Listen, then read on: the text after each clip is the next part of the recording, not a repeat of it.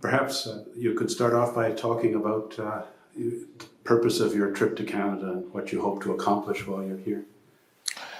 It's not just Canada this time. So on the way, I stopped over in Frankfurt for a roundtable to get an understanding of the perception of the Europeans and the unfolding situation in Ukraine and post-Ukraine scenario, the role of China, and how the international community will perceive China post-Ukraine world order. That was one.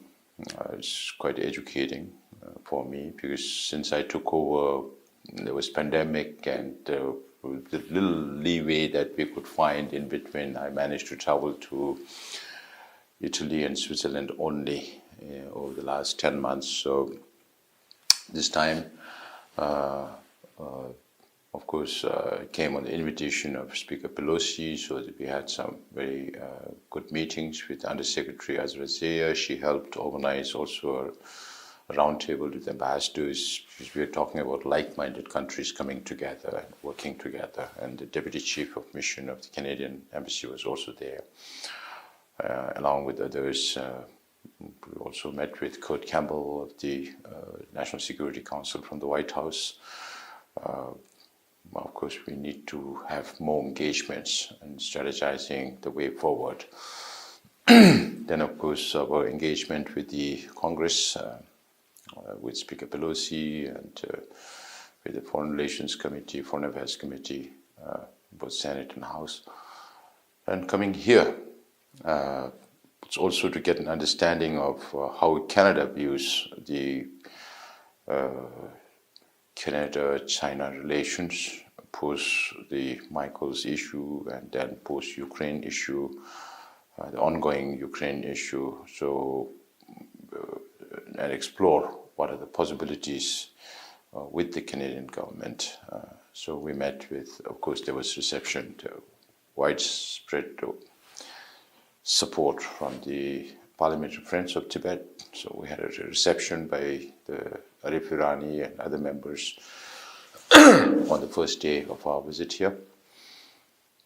Then we also had a meeting with the Foreign Ministry and the International Development, because they are supporting us on education. And we need more support on that front. This program goes on till 24, so talked about renewal and also a new proposal to support our community, how to strengthen our community in exile. Because we have challenges in terms of demographic and social changes that are happening. People moving out of India, Nepal, and Bhutan into Europe, into North America. Today, Canada is the second largest home to Tibetans outside India, Nepal, Bhutan, next to the United States. So our lifelong relationship and Canada's recognition of His Holiness as honorary citizen of Canada, so all those and more. So today morning we had an informal hearing with the Senate Foreign Relations Committee, and in the evening we'll have a formal televised hearing with the House Foreign Affairs Committee.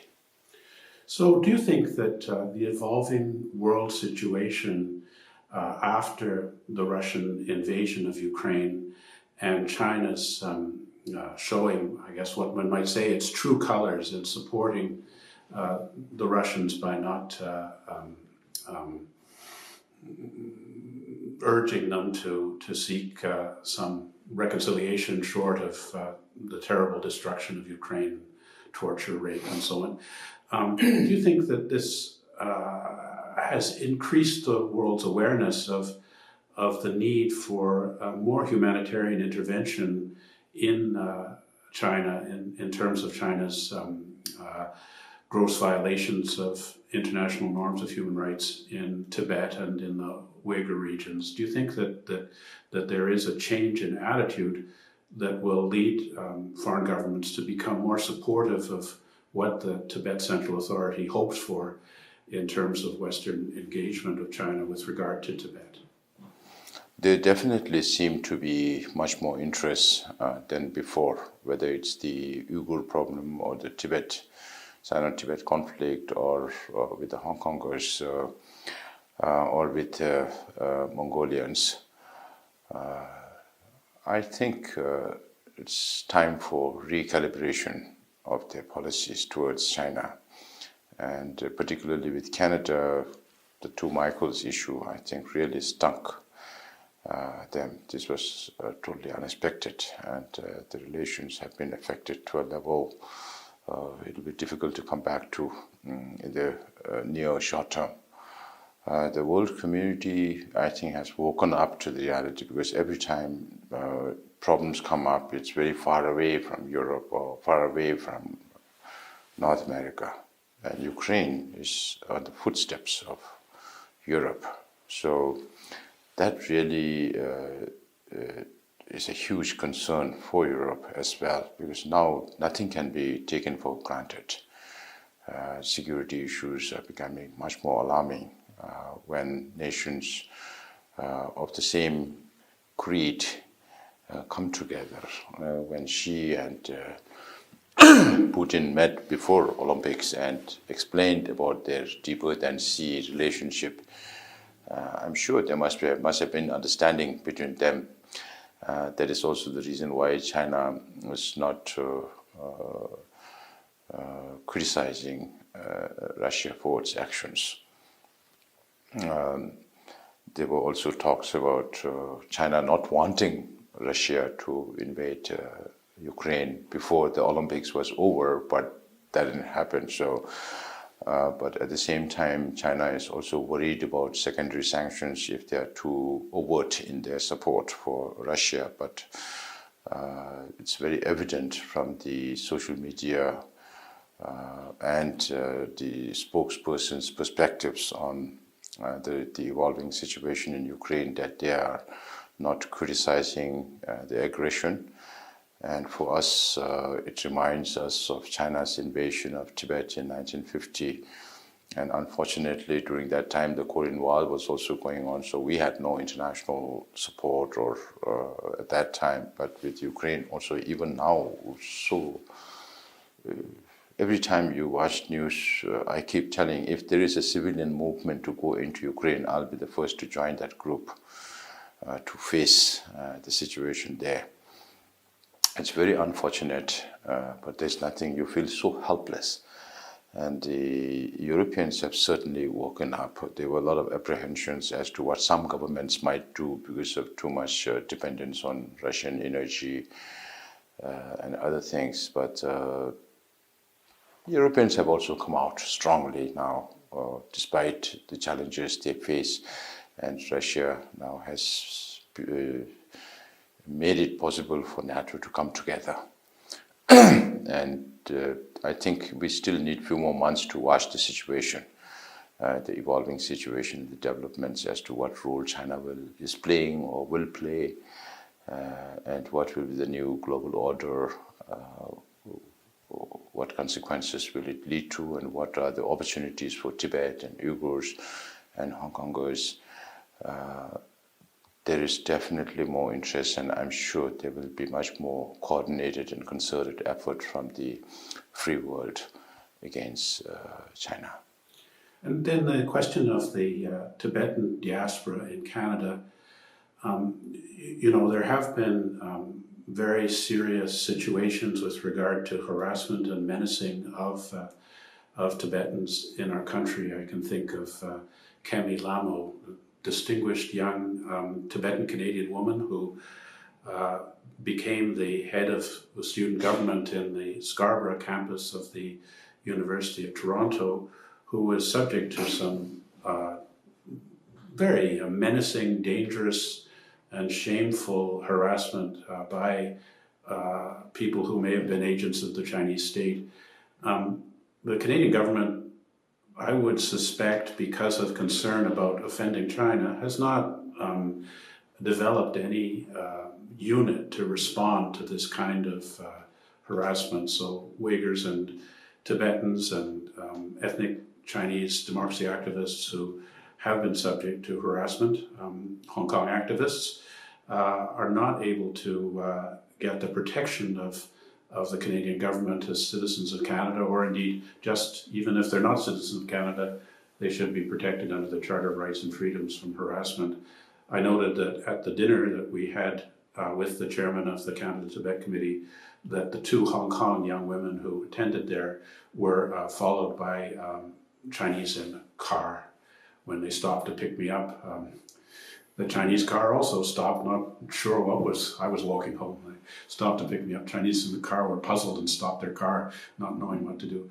So do you think that you can play any role in encouraging the Canadian government to become more protective of Tibetan diaspora against this kind of harassment by agents of the PRC who would like to suppress their freedom to express their support for their co-religionists in Tibet?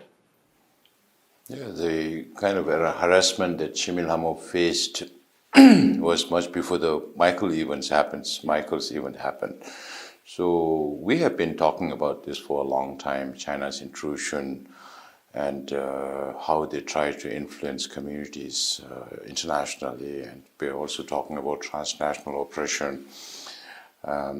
Only now countries are waking up to that. In fact, at one time, Confucius institutions were very much well received because they put in a lot of money into the system.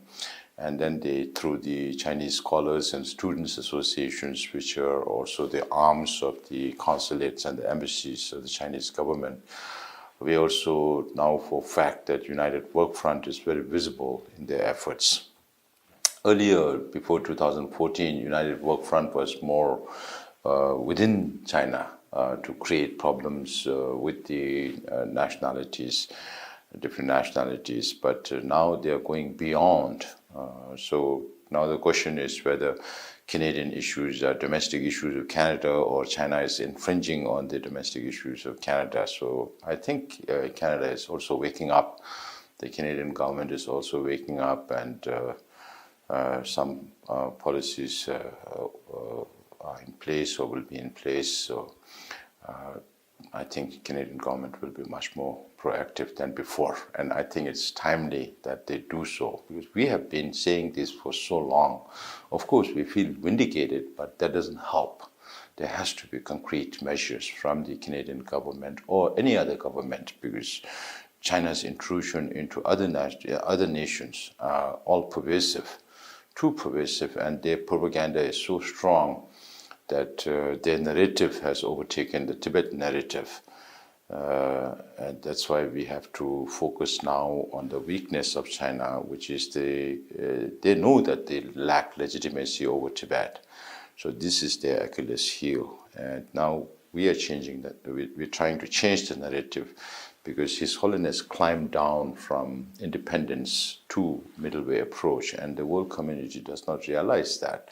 And when the countries, of course, following one China policy, keep saying Tibet is part of PRC, then again, you are going against international law, because this only agreement we had with China was the 17-point agreement signed in 1950, which was signed after invasion of Tibet in 1950, which is a unfair agreement. If there is anybody who abides by international law today, and why does China keep saying that? Because they know they lack legitimacy, and they're trying to seek that from the international community. So when the international community keeps saying that, of course, the reality today is that Tibet is under occupation of China. So on the one hand, you say Tibet is part of PRC. On the other hand, you also say you support negotiation between the representatives of His Holiness Dalai Lama or the Central Tibetan Administration with the Chinese government. But then there is no reason for China to come to the negotiating table. When you keep saying Tibet is part of PRC, then you're also telling the Chinese government, you do whatever you want in Tibet and we don't care, or we will not interfere. So this we find as contradiction. So we have to change this narrative about the historical independent status of Tibet, which needs to be recognized to gain leverage for the middle way approach. We are not changing our policy from middle way approach, avoiding two extremes of what was before invasion of communist China and what is today. What we need is the urgency of the matter is for us to preserve our identity, our language. Now Xi Jinping's policies are striking at the very root of Tibetan identity, because our language came from India, not from China. Our religion also came from India. So in that sense, we are a repository of ancient Indian culture and wisdom. It has nothing to do with China. And for Tibetan, spirituality is very, very important. We have been practicing this over more than 1,300 years, and that defines our thinking and way of life. China always focuses only on development. They feel that any solution to any conflict or problem is development. But for Tibetans, material development alone does not bring happiness or mental peace. We are not against development. Everybody wants development. But development for whom? Again, that's a big question. Why this network of roads, railways, airports? Mostly to take away Tibet's natural resources into China. When they can, as factory of the world, when they can go as far as to Africa and Latin America for resources, then definitely they're going to exploit Tibet's natural resources, because Tibet was a virgin land. Tibetans never excavated or exploited resources. We always lived in harmony with nature.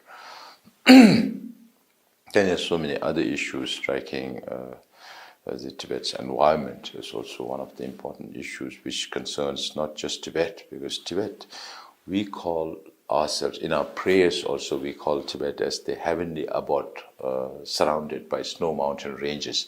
Kangri Rawe Kowe Shinkam Jong. That's how we start our prayer. And I think as far back as 1906, a Westerner American who was in China as a missionary, he coined the term roof of the world because of its altitude of more than 12,000 feet above sea level on an average. And Asians call Tibet as the fountain of Asian rivers or source of Asian rivers. Now the Chinese environmental scientists call Tibet as the third pole, because Tibet has the largest amount of glaciers and permafrost that feeds all these 10 major rivers into Pakistan, into India, Bangladesh, Burma, Laos, Cambodia, Thailand, Vietnam, and into China. So the water security issue is a huge thing in the coming years. Right now, the Southeast Asian countries, the downstream countries of the Tibetan rivers do not have courage enough to stand up to Communist China, even though Communist China uses the multiple layers of dams as a water tap, to close it or open it whenever they want. So when they open it, there could be flooding. When they close it, there is drying up of river beds. So that results in transportation of people lose livelihood based on river water system. So we have always been saying we are political refugees today. Another few decades down the line, there could be a lot more environmental refugees, because some estimate that about 2 billion people directly or indirectly depend on their livelihood, depend on rivers that originate from Tibet. So water security is a huge issue, not just concerning Tibet. And the climate change that is twice the speed of changes that are happening in other parts of the world is definitely going to impact the whole region, if not the whole world. So those are things that really concerns us. I think that, certainly Canada has a responsibility to the UN covenants, including on international covenants on climate and the Universal Declaration of Human Rights and many other covenants, most of which China has ratified. The International Covenant on Civil and Political Rights. China, as you know, signed it but didn't ratify. But when our ambassador to China, Dominic Barton, visited Tibet in the end of 2020, he gave a report to Parliament which had 3 points which came to my attention. First of all, is he felt that he had visited a monastery and that the monks were free and happy to talk about religion. Secondly, he visited a countryman's home and observed that on the second floor there was an altar for him to pray to Buddha. And thirdly, he spoke favorably of the resettlement of herders into villages as a significant poverty alleviation program. How do you feel about all of these kinds of reports? And what do you think is the genuine situation for Tibetans in Tibet based on your own information? I think our ambassador was given a tour that was carefully monitored, and of course he did not go with a Tibetan interpreter. That is what China is good at doing, to define Tibet as a socialist paradise. If that is really the case, why just ambassador? Why can't other ordinary Canadian citizens or journalists or other diplomats can go to Tibet on their own free will, visit wherever they want to, not places where China wants to show them?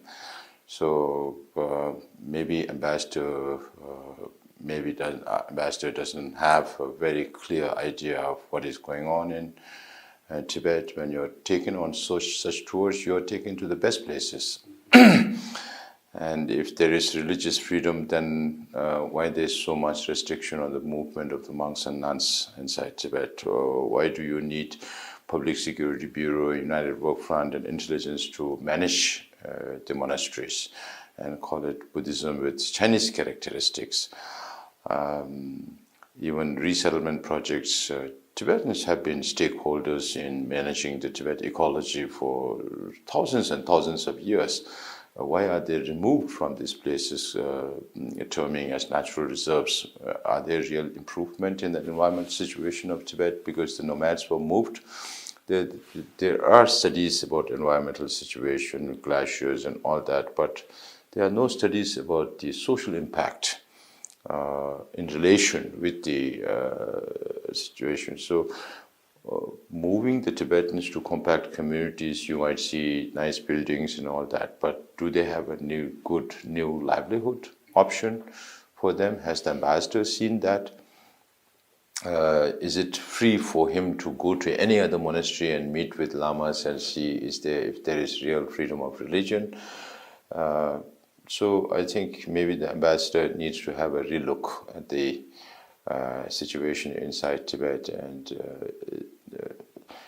maybe to confirm ambassador's statements, there should be few other delegations from Canada to check whether that is the reality of the situation or not.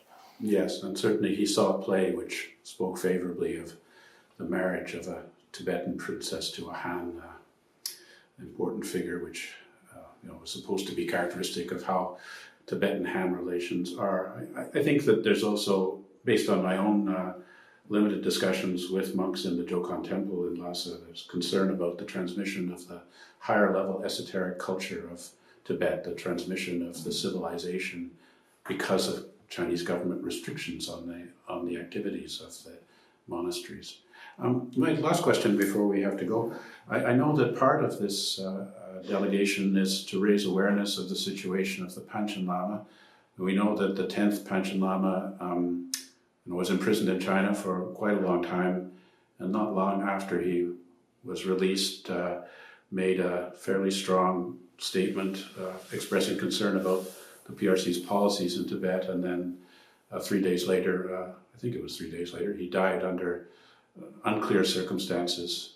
Now we have the 11th Panchen Lama who, as a little boy of 6, in 1995, has disappeared to us. We don't know what his true fate is.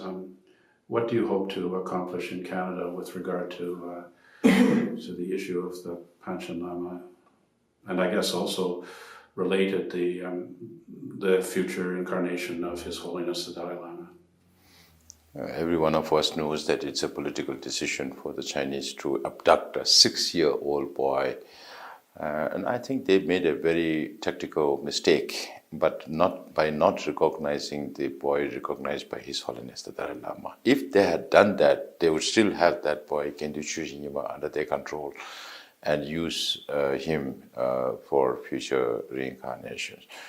That was a very, very now Chinese government might regret it. They're also testing waters. They sent their own selection of Panchen Lama to Thailand and see how the reaction is. And the Chinese selected Panchen Lama might also be in Nepal, because Chinese put a lot of pressure on Nepal, and then maybe force people to come to listen to him to see that, okay, Chinese selected Panchen Lama is recognized by Buddhists in the Himalayan region. So all these tricks China will be playing. But no Tibetans recognize the Chinese selected Panchen Lama. Even now in Lhasa, you won't find the picture of Chinese selected Panchen Lama, and they have it's not possible for them to display the picture of the Panchen Lama recognized by His Holiness Dalai Lama Khyentse Nyima. You find pictures of only the 10th Panchen Lama, who, as you said, died under very mysterious circumstances. So it's all political, as everybody knows, and they want to use this as a tool for the selection of the 15th Dalai Lama, which nobody will accept, including then if the Chinese government is really serious about reincarnation. His Holiness always says in jest that the communist leaders should learn Buddhism first to understand what reincarnation is all about.